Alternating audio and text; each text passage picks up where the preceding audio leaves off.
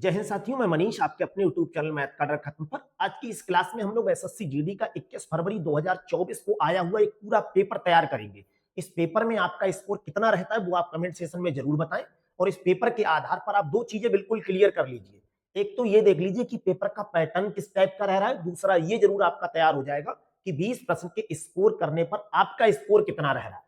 तो सबसे पहले आज की क्लास का पहला प्रश्न देखते हैं जो बॉडमास नियम का है। बॉडमास नियम का जब भी आपको प्रश्न मिले तो सबसे पहले ब्रैकेट हल किया करो। इस पूरे प्रश्न में कहीं पे भी ब्रैकेट नहीं है। अब आपको भाग करना है, दूसरे नंबर पर भाग करेंगे। इस 64 को अगर 8 से भाग करोगे, 420 ऐसे ही लिखेंगे भाई। 64 को अगर 8 से भाग करेंगे तो ये 8 बनेगा और उसके बाद में इन दोनों की गुणा होगी। भाग करने के बाद इसकी गुणा करेंगे, जब गुणा करोगे तो 3 दूनी 6 होगा। जोड़ और घटाए में आपका जो मन करे पहले वो काम कर सकते हो। 8 में से अगर 6 कम करेंगे तो ये 2 बचेगा, 2 ये और 20 ये, तो ये टोटल आपका बन जाएगा 422 और 422 आपका चौथे ऑप्शन में दे रखा है। देख लो, केवल 20 सेकंड में आप इस प्रश्न का आंसर लेकर आ जाओगे। 21 फरवरी 2024 को दूसरी शिफ्ट में यह प्रश्न आया हुआ है। अगला प्रश्न देखो, ये प्रॉफिट और लॉस का सबसे ज्यादा डिस्काउंट का प्रश्न है, बहुत जबरदस्त प्रश्न है। एक वस्तु का अंकित मूल्य इतना दे रखा है, अंकित मूल्य का मतलब है मार्क प्राइस, और उसमें विक्रय मूल्य दिया है वो इतना। अंकित मूल्य का मतलब है वस्तु के ऊपर इतने रुपए लिखे हुए थे और विक्रय मूल्य का मतलब है इतने रुपए में उस वस्तु को बेच दिया गया था। तो कुछ डिस्काउंट दिया है, डिस्काउंट का मतलब है छूट कितने रुपए की दी है। अब भाई छूट का मतलब है 6,600 रुपए की वस्तु को 4,752 रुपए में अगर बेचोगे तो कुछ डिस्काउंट दिया होगा।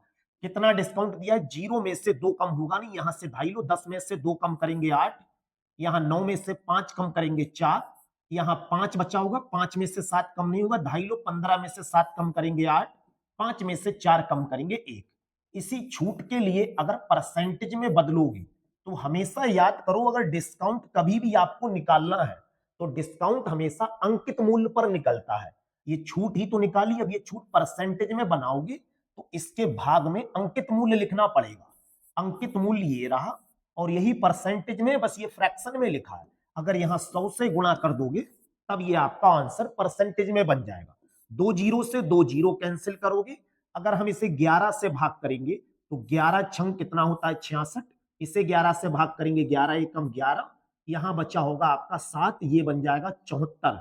11 छंग 66, यहां बचा होगा आपका 74 हो गया, 8 बचा, 11 अट्ठे 88। 168 के लिए अगर 6 से भाग करोगे तो ये आएगा 6 दूनी 12, यहां 4 बचा, 6 अट्ठे 48। 28% का डिस्काउंट दिया होगा और 28% आपका पहले ऑप्शन में है। अगला प्रश्न देखो, 5 शर्ट का क्रय मूल्य 3 शर्ट के विक्रय मूल्य के बराबर है। यानी जितने रुपए में हम 5 शर्ट को खरीद कर लाए हैं उतने ही रुपए में 3 शर्ट को बेच दिया है, तो आपको बताना है लाभ कितना हुआ होगा। जब कभी भी प्रॉफिट और लॉस का प्रश्न आपको मिले तो हमेशा क्रय मूल्य पता कर लो। यहां पे क्या करना है देखो अपने लोगों को, 5 शर्ट का क्रय मूल्य, क्रय मूल्य का मतलब है सीपी, और 3 शर्ट का विक्रय मूल्य यानी एसपी, ये बराबर है। तो यहां से सीपी और एसपी में आप रेशियो पता कर लो। सीपी का मतलब होता है क्रय मूल्य और एसपी का मतलब होता है विक्रय मूल्य। एसपी को अगर इसके बटे में लिखोगे तो इधर 3/5 बन जाएगा। इसका मतलब ये हुआ हमने कोई वस्तु 3 रुपए में खरीदी है और 5 रुपए में बेच दिया है, तो यहां से जो प्रॉफिट निकलेगा यानी लाभ निकलेगा वो कितने का निकल के आएगा? 5 रुपए की चीज बेची है और 3 में ये खरीदी थी, तो भाई 2 रुपए का लाभ लग रहा है, और 2 रुपए का लाभ हमेशा किस पे होता है? सीपी पर होता है, तो इसके बटे में 3 आएगा।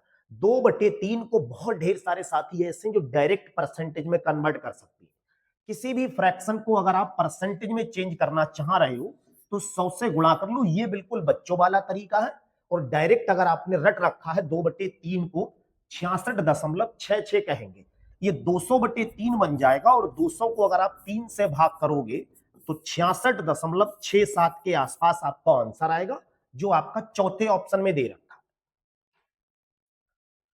चौथे प्रश्न को देखो जिसमें कहा 30, 120 और 15 का चतुर्थ समान अनुपाती कितना होगा। इसका मतलब ये हुआ 30 और 120 का अनुपात, और 15 और एक चौथा अनुपात और है जो हमें पता नहीं, जिसे हमने x मान लिया है। ये समान अनुपात है। समान अनुपात का मतलब है ये बराबर में लिखे हुए हैं, जो ये लिखा है वही ये लिखा है, ऐसा कह सकते हो। डायरेक्टली आप कॉन्सेप्ट अगर यहाँ पे सीखना चाहो तो सीख लो।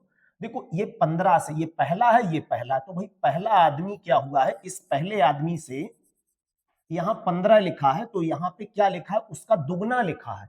हम ये कह सकते हैं कि जो यहाँ लिखा है उसी का तो आधा लिखा है, तो भाई यहाँ 120 है तो यहाँ पे 60 होगा। ये तो रहा डायरेक्ट कॉन्सेप्ट। अगर यहाँ पे आप मैथमेटिकल रूल्स का प्रयोग करोगे तो बाहर वालों की संख्याओं की गुणा, यानी 30 की गुणा हम लोग x से करेंगे और 120 की गुणा 15 से करेंगे। अगर इसे कैलकुलेट करोगे, 15 से इसे भाग करेंगे तो ये 2 पर, और 2 से इसे भाग करोगे 60 पर। x का मान आपका आ जाएगा यहां से 60, और ये आपका दे रखा है चौथे ऑप्शन में। एक घन की भुजा दे रखी है और घन का पार्श्व पृष्ठीय क्षेत्रफल पूछा है। पार्श्व का मतलब होता है पार्श्व पृष्ठीय क्षेत्रफल। अगर घन का आपसे पार्श्व पृष्ठीय क्षेत्रफल पूछा जाए तो पार्श्व का मतलब होता है दो परत को छोड़ देना है, एक छत को। अगर आपसे कहा जाए कमरे का पार्श्व क्षेत्रफल बताओ, तो उसकी फर्श और छत को छोड़ देना है, केवल दीवारों का बताना है।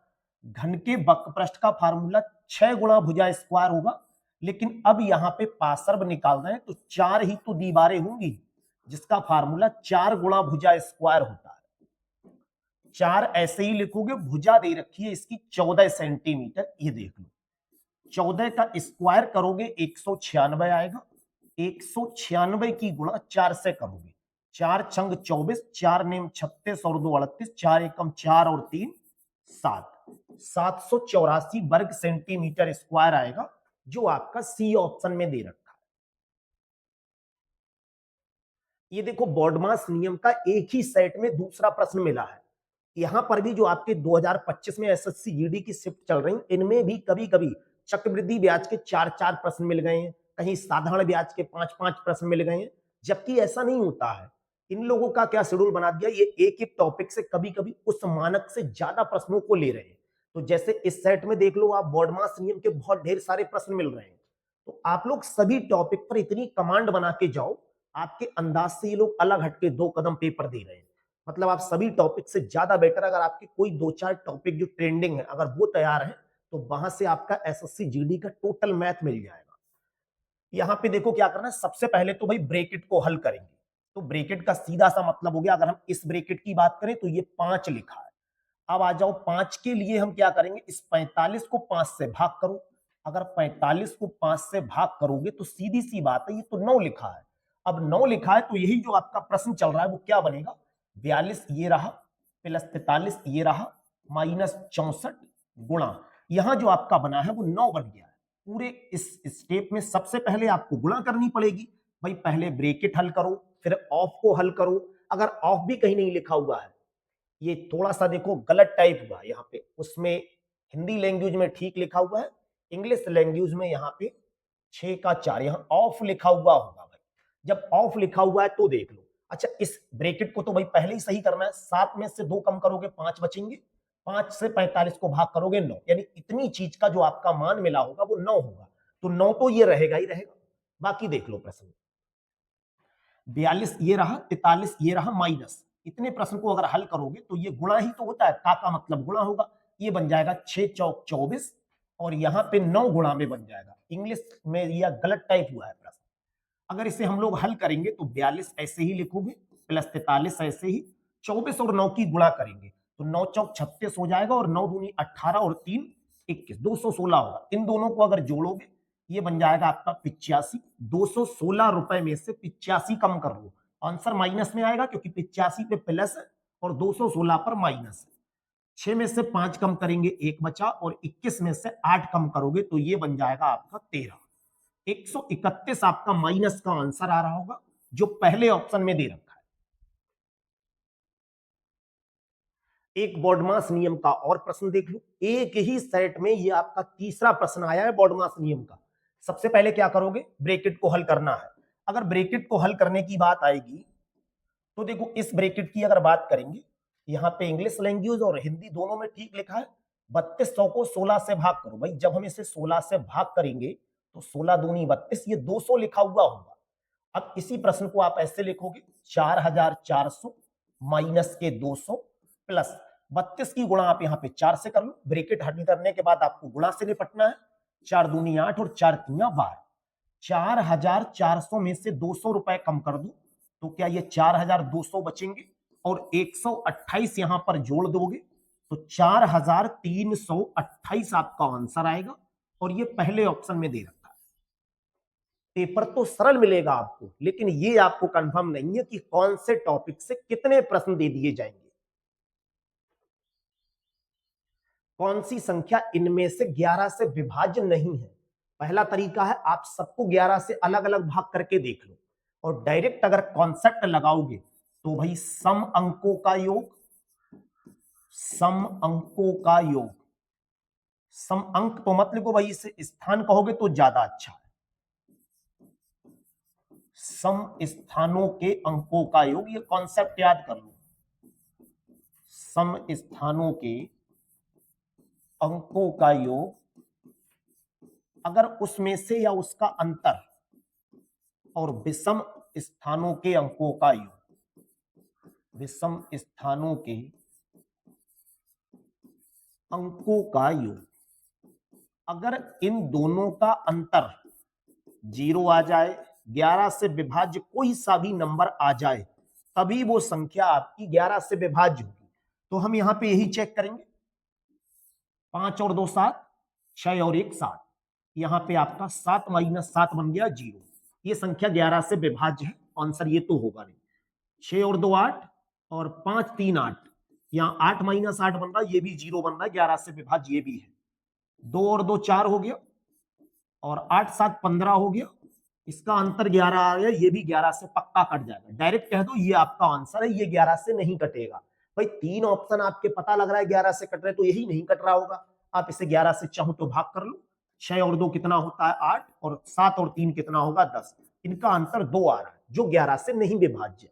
11 से विभाज्य होने के लिए किसी संख्या के सम स्थानों के अंकों का योग और विषम स्थानों के अंकों का योग का अंतर या तो 0 हो या 11 से कटने वाली कोई सी भी संख्या आ जाए। 4 संख्याओं का औसत 24 है। पहली 2 संख्याओं का औसत अंतिम 2 संख्याओं के औसत से 2 गुना है। कोई सी 4 संख्याएं हमने मान ली, एक ए है, एक बी है, एक सी है, एक डी है। अगर बात यहां पे पहली लाइन से करोगे तो 4 संख्याओं का औसत कितना है 24, यानी हर संख्या 24 की है, तो चारों का योग कितना होगा। फिर योगफल भैया अगर आप यहां से निकालोगे तो 24 गुणा 4, यानी ये बन जाएगा आपका 96 आ जाएगा। चारों संख्याओं का योगफल कितना है 96। पहली 2 संख्याओं का औसत अंतिम 2 के औसत से 2 गुना है। बहुत जबरदस्त लाइन कह रखी है। पहली 2 का औसत यानी ए और बी का औसत, ए और बी का औसत किसके बराबर दे रखा है इन्होंने, लास्ट की 2 संख्याओं के दुगने के बराबर है। तो लास्ट में आप निकालोगे सी और डी का औसत और उसका क्या करोगे, दुगना करोगे। यहां बहुत ज्यादा कंफ्यूजन रहेगा कुछ साथियों को कि वो 2 से गुणा पहले वाले में करें या लास्ट वाले में। तो उसे बेहतर समझने के लिए अगर मैं आपसे कहूं कि मेरे पास आपसे 2 गुना रुपया है, तो बताओ 2 से गुणा मेरे रुपए में होगी या आपके रुपए में होगी। सीधा सा फंडा याद कर लो, जो व्यक्ति कह रहा है उससे कुछ नहीं करोगे, जैसा वो कह रहा है वो अपने साथ कर लो। बस गुने के सवाल के सारे कॉन्सेप्ट खत्म हो जाते हैं। मेरे पास आपसे दुगने रुपए हैं, इसका सीधा सा मतलब है जो रुपए आपके पास है उसमें 2 से गुणा करो। तो यहां पे कहा है पहली 2 संख्याओं का औसत अंतिम 2 संख्याओं के औसत से दुगना है, तो लास्ट वाले में 2 से गुणा करोगे भैया, पहले वाले से कोई मतलब नहीं है, यहां 2 से गुणा करो।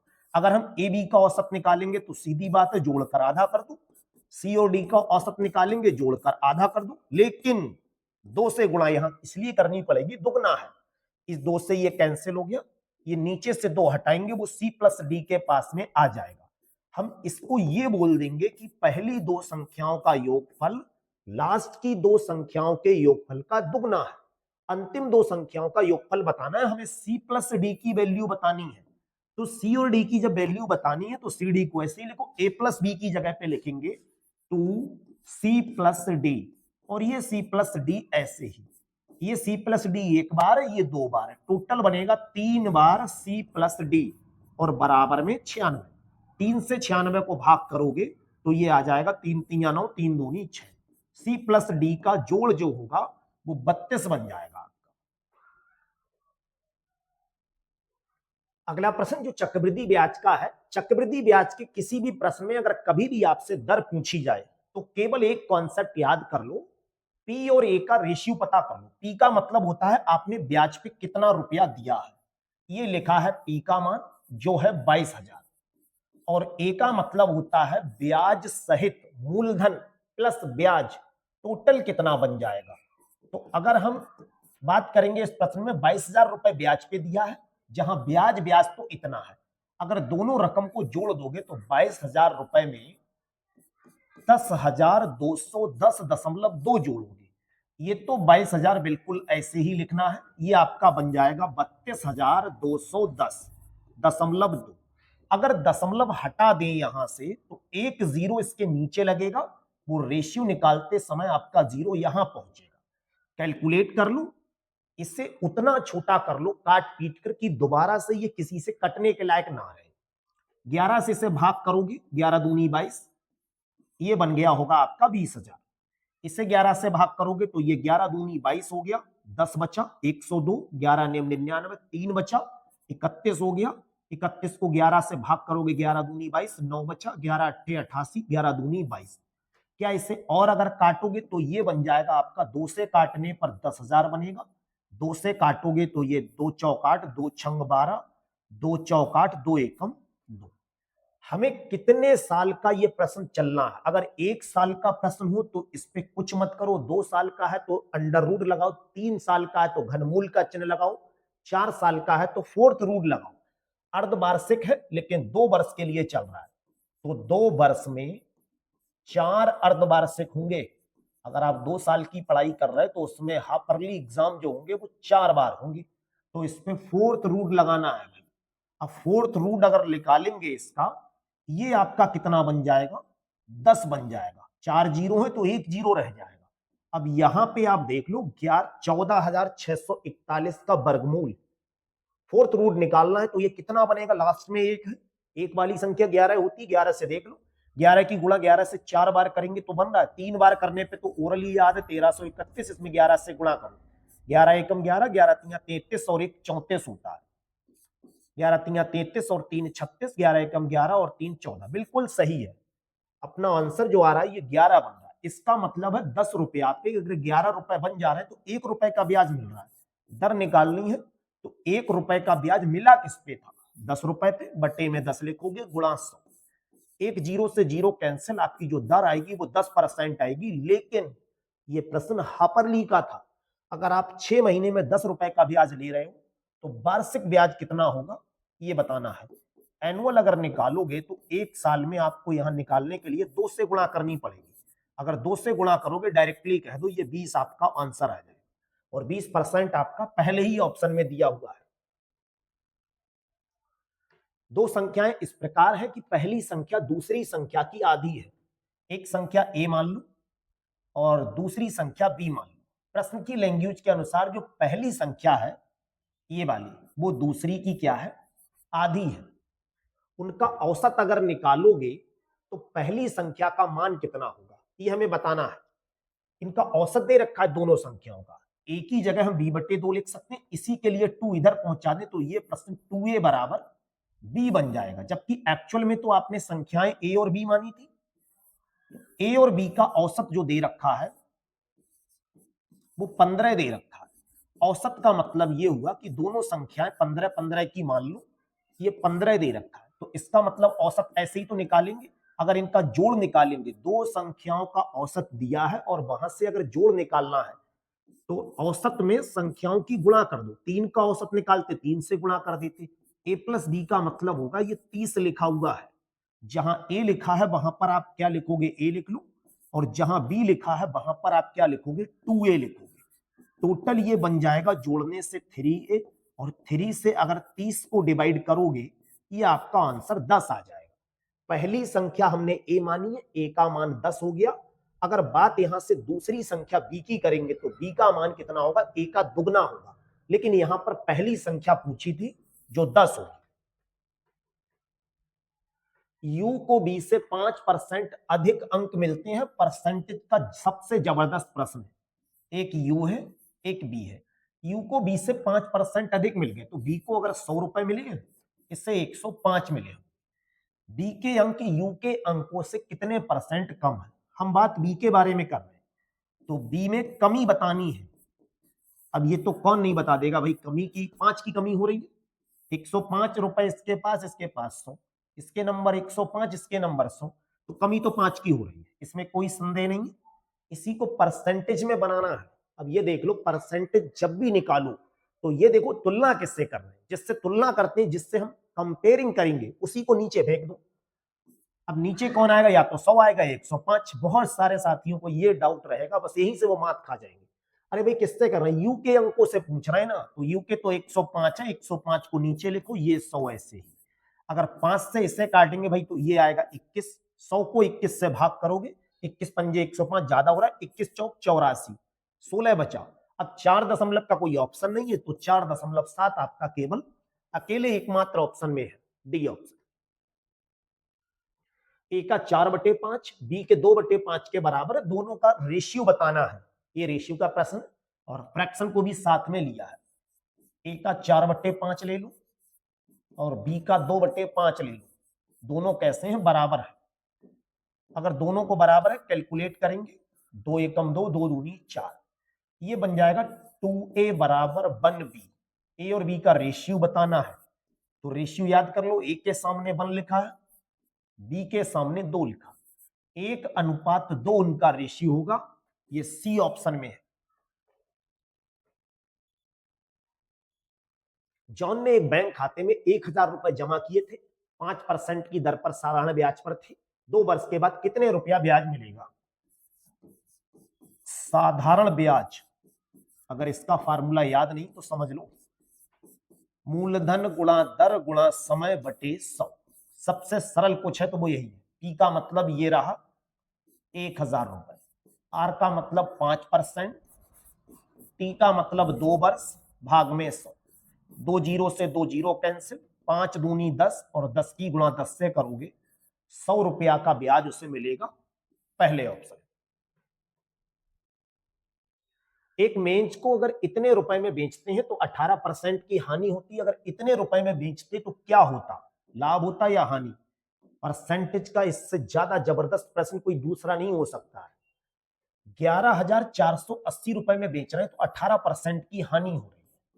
18% की हानि का मतलब यह है 100 रुपया की चीज को आपने 82 रुपए में बेचा होगा, तो 82% किसके बराबर होगा? हम तो कह रहे हैं 82 में बेचा है, प्रश्न में लिखा है 11,480 में बेचा है। अब ये परसेंटेज है, इधर रुपए है, अगर यहां से 1 रुपए की वैल्यू निकालोगे वो 82 के बटे में आ जाएगा, तो 82 के बटे में 11,480 आएगा, और इधर 1 रुपए बचा होगा। हमें बताना है 15,540 के बारे में कि ये कितने परसेंट के बराबर है। तो 15,540 से यहां गुणा करूं, तो भाई यहां भी 15,540 से गुणा करो। सबसे पहले तो देखो, एक जीरो से इस जीरो को कैंसिल करो। अब आ जाओ अपने नंबर, 2 से काटोगे 41, 2 से काटोगे 2 पंजे 10, 2 सत्ते 14, 2 चौक 8, पूरा पूरा हो गया। इधर कुछ देख लो, अगर कट जाए, क्या ये 41 से डायरेक्ट कट रहा है? ये चेक करो। अगर नहीं कट रहा है तो फिर ये देखो 2 से दोबारा से काट लो। अगर हम लोग इसे 2 से काटेंगे, 2 से काटोगे 2 दूनी 4, यहां आ गया 1, 2 अट्ठे 16, यहां आ गया 1, 2 सत्ते 14, इसे 2 से काट लो, 2 सत्ते 14, 1 आ गया, 2 सत्ते 14, 2 सत्ते 14। 41 से डायरेक्ट ये 7 पे कटेगा, 7 से इसे काटोगे 111, 111% किसके बराबर है? 15,540 के। 15,540 पर अगर कोई वस्तु बेची जा रही तो वो 111% पे पहुंच रहा है, और 100 से ऊपर जितना भी होता है वो सब फायदा होता है, और 100 से नीचे जितना होता है वही सब क्या होता है? नुकसान। तो देख लो 100 से ऊपर ये कितना है? 11% ज्यादा, यही आपका क्या है? लाभ है। 100 रुपए में तो वस्तु खरीदी थी ना, 11% लाभ आपका सी ऑप्शन में है। और 11% के 2 ऑप्शन है, कभी कभी जल्दबाजी में क्या करोगे? हानि पे टिक कर दोगे। ए में पहले 20% की वृद्धि की जाती है, फिर उसमें 30% की कमी की जाती है। ए का अंतिम मान ए के प्रारंभिक मान का कितना है? भाई ए है, अभी कितना है? 100 मान ले रहे हैं। इसमें क्या किया है? सबसे पहले 20% की वृद्धि। जब हम इसमें 20% की वृद्धि करेंगे तो सीधी सी बात है प्लस कर रहे हैं। 100 से ये कितना बन गया होगा? 120 बन गया होगा। फिर क्या करेंगे? 30% की कमी करेंगे। जब यहां से हम 30% की कमी करेंगे तो 30% माइनस करेंगे, यानी अब इसका 30% आपको निकालना पड़ेगा। भाई 120 में से अगर 30% हम हटा दें तो 70 रह गया होगा। 70% निकालोगे, 2 जीरो से ये कैंसिल, 12 सत्ते 84 बन गया होगा। ए का अंतिम मान ये रहा अंतिम मान। ए के पहले वाले मान का कितना परसेंट है? इससे परसेंटेज तुलना करवा रहे। 84 के बटे में 100 लिखो, परसेंटेज निकालो, डायरेक्टली बता दो भैया ये तो 84% है। कहां टाइम लग रहा है? प्रॉफिट और लॉस का सबसे ज्यादा जबरदस्त प्रश्न है जिसमें कहा एक पुस्तक को उसके अंकित मूल्य के 5/12 पर बेचने पर 50% का नुकसान होता है, तो हमें अंकित मूल्य और क्रय मूल्य का अनुपात बताना है। यहाँ पे किसकी बात चल रही है? देखो, एक तो अंकित मूल्य यानी मार्क प्राइस की बात चल रही है, सेलिंग प्राइस की बात चल रही है, और यहाँ पे कॉस्ट प्राइस की बात चल रही है। ये होता है कितना लिखा है, इसमें बेचा है, इसमें खरीदा है। अंकित मूल्य के 5/12 पर बेचने पर, बेचने की बात चल रही है, यहाँ एसपी लिखे हुए हैं, ध्यान से देखो। तो अगर यहाँ पे बात करेंगे सेलिंग प्राइस कितना होगा, तो आप आराम से बता दोगे मार्क प्राइस का 5/12 होगा। मार्क प्राइस का 5/12। मार्क प्राइस को अगर यहां ले आएंगे तो एसपी अपॉन एमपी कितना बनेगा? 5/12। यानी जिसके ऊपर 12 रुपए लिखा है उसे हमने 5 में बेचा है, तो मार्क प्राइस कितना हो गया? 12। सेलिंग प्राइस कितना हो गया? 5। 50% का नुकसान हो रहा है, तो 50% के नुकसान का मतलब ये हुआ कि कोई चीज 50% की हानि को आप 1/2 लिखेंगे। 1/2 का मतलब 2 रुपए में हम खरीदा है, 1 में हम बेच रहे हैं, तभी तो नुकसान होगा। ये हो गया सीपी, ये हो गया एसपी। भाई नुकसान कब होगा? हम ज्यादा रुपए में खरीद के लाए और कम में उसे बेच रहे हैं, तो 2 रुपए उसका हो गया सीपी, और एसपी कितना होगा? 1। रेशियो का सबसे ज्यादा जबरदस्त कॉन्सेप्ट यहां बन गया। इन दोनों का रेशियो, इन दोनों का रेशियो। खाली जगह आपको भरनी है, कैसे भरी जाएगी? जो यहां लिखा है वही यहां लिख दो, जो यहां लिखा है वही यहां लिख दो। 12 एकम 12 गुणा कर दो, 5 एकम 5, 5 दूनी 10। तीनों चीजों का रेशियो आ गया, जिसका मर्जी हो उसका पूछ लो। अंकित मूल्य और क्रय मूल्य, अंकित मूल्य ये रहे, क्रय मूल्य ये रहे। आपका आंसर जो आएगा वो यहाँ पे एमपी और सीपी में रेशियो पूछा है, तो एमपी हो गया 12 और सीपी हो गया 10। ऑप्शन में ये नहीं होगा क्योंकि ये ऑलरेडी किसी से कट रहे हैं। काटोगे जब इसके लिए तो ये बन जाएगा 2 छंग 12, 2 पंजे 10, 6:5 आपका आंसर होगा पहले ऑप्शन में। ए और बी एक काम को 14/3 दिन में पूरा करते हैं, जबकि बी और सी उसी काम को 12/5 दिन में पूरा करते हैं। सी और ए उसी काम को 16/3 दिनों में पूरा करते हैं, तो वो तीनों एक साथ मिलकर उस काम का कितना हिस्सा 2 दिन में पूरा करेंगे। टाइम एंड वर्क का सबसे ज्यादा उन्होंने कैलकुलेशन का प्रश्न अगर दिया है तो वो आपकी इस शिफ्ट में आया था। इसमें क्या कहा? ए और बी एक काम को 14/3 दिन में करते हैं, तो ए और बी ने कितने दिन में कर दिया है? 14/3 दिन में। बी और सी ने कितने दिन में किया है? बी और सी ने किया है इस काम को 12/5 दिनों में, और सी और ए ने कितने दिनों में किया है? 16/3 दिनों में। आखिर टोटल काम है कितना? तो टोटल काम तो इनका एलसीएम होगा।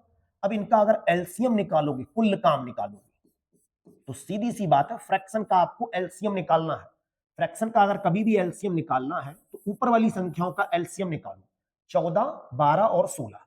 अगर अलग से आप इनका एलसीएम निकालोगे 14, 12 और 16 का, 2 से काटोगे 7, 6, 8, 2 से काटोगे 7, ऐसे ही ये 3, ये 4, आगे तो कुछ होगा नहीं। 4 3 12, 12 7 84, 84 की गुणा 4 से करोगे, 4 चौक 16, 4 अट्ठे 32 और 1 33, 336 आपका टोटल काम बना होगा।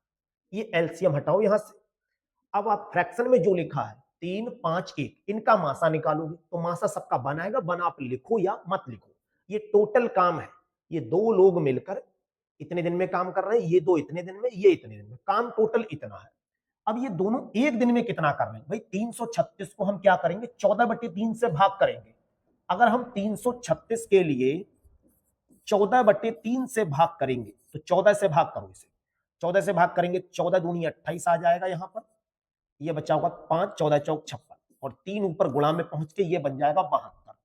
यानी ये एक दिन में 72 काम करेंगे। इसे अगर 12/5 से भाग करोगे, 336 को अगर हम 12/5 से भाग करेंगे तो 12 से भाग करोगे, 12 दूनी 24 हो गया, यहां बचा होगा 9, 12 अट्ठे 96, 28 और 5 की गुणा करोगे 140 काम ये करेंगे।